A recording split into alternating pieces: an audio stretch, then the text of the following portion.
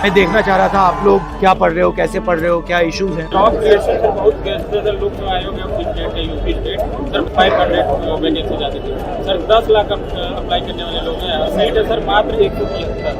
Backup है? Sir backup no backup. दिक्कत है सर कि हम कंप्यूटर ही छुए इंटर में। नीति निर्माण के स्तर पर सिविल सेवा में सचिव स्तर पे जैसे कि जो वंचित वर्ग है उसकी भागीदारी बहुत ही कम है, तो सर उनकी पॉलिसी कैसे हम लोगों के फेवर में हो सकती है? मेरी ब्रॉडली थिंकिंग है कि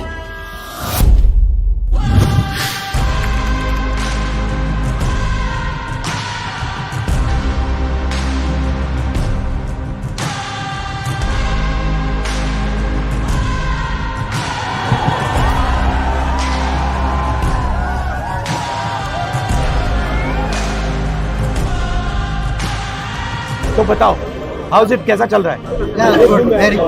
मैं देखना चाह रहा था आप लोग की सिचुएशन कैसी है, क्या हो रहा है, क्या पढ़ रहे हो, कैसे पढ़ रहे हो, क्या इश्यूज हैं, थोड़ा समझना चाहता था। अभी मैंने ये यात्रा की, आपने देखा होगा, कन्याकुमारी से कश्मीर, तो उसमें मुझे एक अजीब सी चीज देखने को मिली कि जब भी मैं युवाओं से, बच्चों से पूछता था क्या करना चाहते हो, तो सिर्फ 5 जवाब मिलते थे। मतलब 99.99% लोगों ने मुझे बस 5 जवाब दिए। Lawyer, doctor, engineer, IAS, IPS या फिर पुलिस और आर्मी। शायद एक लड़की मिली जिसने कहा कि मैं अपना बिजनेस चलाना चाहती हूँ। तो इसलिए मैंने सोचा कि मैं आज डायरेक्टली आपसे आगे थोड़ा पूछ लूँ, आपकी एस्पिरेशन क्या है, क्या कर रहे हो, क्या कोशिश कर रहे हो, क्या मुश्किलें हैं, ये मैं समझना चाह रहा था। क्योंकि आप उन 5 में से एक या 2 हो। सर सिस्टम में 2-3 जगह खामी है। पहले तो एजुकेशन, हम सर ग्रामीण भूमि से आते हैं, मैं यूपी का हूँ, यूपी का। कहाँ के हो? बनारस। तो सर वहाँ सिस्टम में ये दिक्कत है सर कि हम कंप्यूटर ही छुए इंटर में आते, देखे आपको कि कंप्यूटर क्या होता है, तो हमारे लिए IT सेक्टर खत्म। फिर हमको जब तक पता चलता है कि IT सेक्टर का रोड मैप क्या है, अदर बिजनेस का रोड मैप क्या है, स्टार्टअप कैसे खुलते हैं, तो इसकी नॉलेज नहीं होती हमको, तो हम सिंपली BA कर लेते हैं। फिर हमारे आगे अपॉर्चुनिटी दिखती है आर्मी, पुलिस, UPSC, तो एक प्रतिष्ठावान जॉब हो जाती है UPSC एंड स्टेट PCS के लोक सेवा आयोग की सर्विसेज।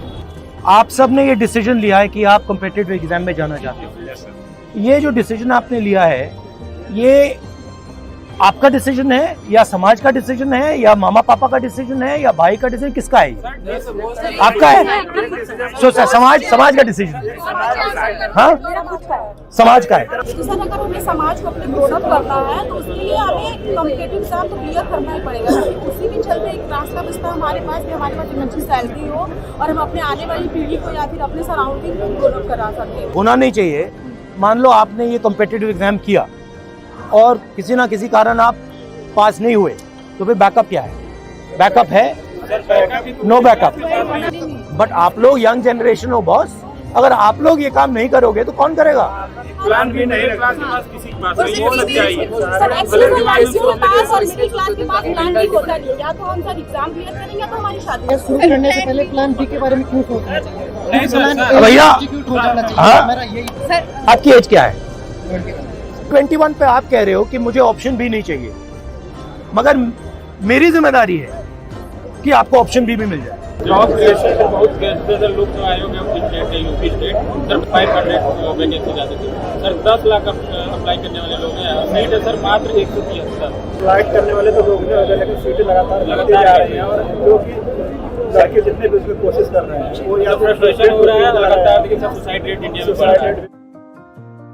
मेरी ब्रॉडली थिंकिंग है कि अपॉर्चुनिटी सबको मिलनी चाहिए, बट बेसिकली क्या है कि बहुत कम लोगों ने हिंदुस्तान का पूरा पावर कैप्चर कर दिया। मैन्युफैक्चरिंग से ही रोजगार बन सकता है, और मैन्युफैक्चरिंग का जो चैलेंज है, फ्रैंकली वो चाइना डोमिनेट कर रहा है और हिंदुस्तान को डोमिनेट करना पड़ेगा। जब तक हम उस रास्ते पे नहीं चलेंगे तब तक हमारा 99% पॉपुलेशन 1% जॉब्स को ढूंढता रहेगा। आम मिडिल क्लास का बच्चा है, उसको हम इस पटरी पे लगा देंगे, 99% तो आप फेल ही करोगे, 1% निकल जाएगा, वो बहुत खुश हो जाएगा, और 99% क्या कहेंगे, भैया मेरे अंदर नहीं था, मैं नहीं कर पाया।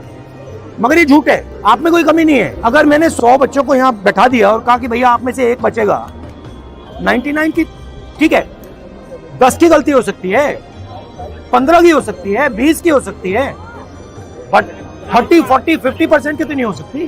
बैंक से हमको लोन नहीं मिलता आसानी से। अभी जो योजना चल रही पीएम मुद्रा योजना, सर ये दिखावे के लिए तो बहुत है कि वो अल्लाह की बहुत मिल रहा है सबको, लेकिन मैं रियलिटी बता रहा हूँ सर, आप आसानी से नहीं पा सकते मुद्रा लोन, और उसका सर टैक्स भी बहुत ज़्यादा ले रहे हैं।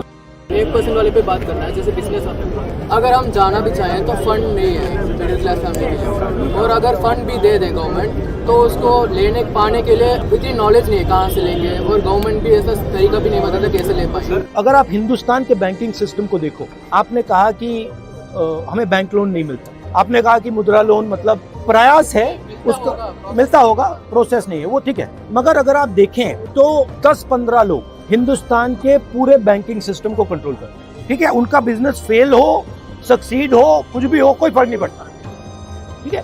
तो पूरा का पूरा जो बैंकिंग सिस्टम है जिसको डिस्ट्रीब्यूट करना चाहिए, सबसे पहले वो बिल्कुल कॉन्सेंट्रेटेड हाथों में है, 5-10 लोगों के हाथों में। हम देखिए सर ओबीसी कम्युनिटी से आते हैं, तो सर हमारे साथ पक्षपात हम हर जगह देख रहे हैं। जैसे ना कि मेरा मुद्दा ये है कि जैसे आपने कहा कि जो नीति निर्माण के स्तर पर सिविल सेवा में सचिव स्तर पे जैसे कि जो वंचित वर्ग है उसकी भागीदारी बहुत ही कम है, तो सर उनकी पॉलिसी कैसे हम लोगों के फेवर में हो सकती है? मैंने कभी कर्नाटक में बोला, सबसे पहले तो ये पता लगाना पड़ेगा कि हैं कितने लोग। अगर मतलब हम यहाँ कुछ बांटना चाहते हैं तो हमें ये तो पता लगाना पड़ेगा भैया यहाँ पे कितने कितने अलग लोग। तो मैं सोचता हूँ कि पहला कदम सेंसस। आपकी हड्डी टूटी है तो एक्सरे तो करना पड़ेगा ना, एक्सरे के बिना मैं वहाँ पे इलाज करना शुरू कर दूं, कोई मतलब नहीं है। उसके बाद एक बार पता लग गया कौन लोग हैं, फिर पॉलिसी बनाने में आसान हो जाती है। मुझे बहुत खुशी हुई सर, मैं आपको बहुत सपोर्ट करता हूँ सर। पहले आप ऐसे नेता हैं जो राष्ट्रीय स्तर पर ये बात रखिए। आप एज अ पॉलिटिशियन कैसे सजेस्ट करेंगे कि पॉलिटिशियन में कैसे करियर होना चाहिए? पॉलिटिकल करियर में भी अलग अलग तरीके होते हैं, तो मेरा तरीका थोड़ा अलग है। मेरी सोच है और ये नेचुरली मेरे अंदर है कि जो कमजोर है, जिसको अपॉर्चुनिटी नहीं मिल रही है, जिसको दबाया जा रहा है, जिसको डराया जा रहा है, धमकाया जा रहा है, उसकी रक्षा करना मेरे लिए पॉलिटिक्स है। सर कौन सा मोमेंट भारत जोड़ो यात्रा में आया था जिसने मतलब आपको झकझोर के रख दिया, जिसने आपको दुखी किया, और एक वो मोमेंट नहीं, बहुत सारे कोई एक नहीं, बहुत, क्योंकि एक्चुअली मुझे क्या लगा भारत जोड़ो में कि इतनी एनर्जी है देश में, मतलब अनलिमिटेड है और जाया हो रही है, सही दिशा में इस्तेमाल नहीं हो रहा। मतलब जो इतना केपेबल लड़का है, लड़की है, उसके लिए रास्ता ही नहीं बन रहा है, वो धंसा पड़ा हुआ है, फ्रस्ट्रेट हो रहा है। तो ये मुझे मतलब, और ये हर स्टेट में था। फाइनली राहुल, मेरा 15 इयर्स का ड्रीम था आपसे मिलने का। अच्छा। फाइनली आफ्टर 15 इयर्स पूरा हुआ है।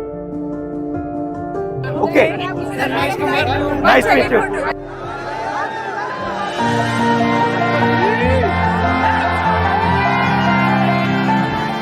काफी अच्छा लगा, उन्होंने रियलिटी बताई है, भारत की भी रियलिटी और खुद की भी रियलिटी बताई है, जो वास्तव में है वही बताया उन्होंने। और उनसे मिलकर जैसा सुना था उससे भी कई अच्छे मिले हैं। वो बात किया, हमें बहुत अच्छा लगा कि राष्ट्रीय स्तर का नेता हमारे बीच बैठ के हमसे बात कर रहा है। उसी बारे में सबने बताया कि अगर 100% जनता है, उसके 5% बच्चे सिलेक्ट हो रहे हैं, तो इसका मतलब ये नहीं कि 95% बेकार है। इसका ये मतलब है कि उनको अपॉर्चुनिटी नहीं मिली, अदर सेक्टर्स में उनको अपॉर्चुनिटी नहीं मिल रही। ऐसे कार्यक्रम होने चाहिए ताकि अन्य जगहों के लोग भी जुड़ सकें और अपनी बातों को रख सकें।